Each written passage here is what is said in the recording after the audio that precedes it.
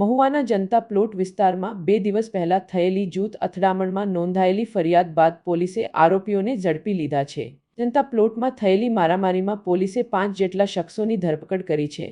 આ તમામને ઝડપી લીધા બાદ ઘટનાવાળા સ્થળ ઉપર લઈ જઈને પોલીસ દ્વારા રિકન્સ્ટ્રક્શન કરવામાં આવ્યું હતું।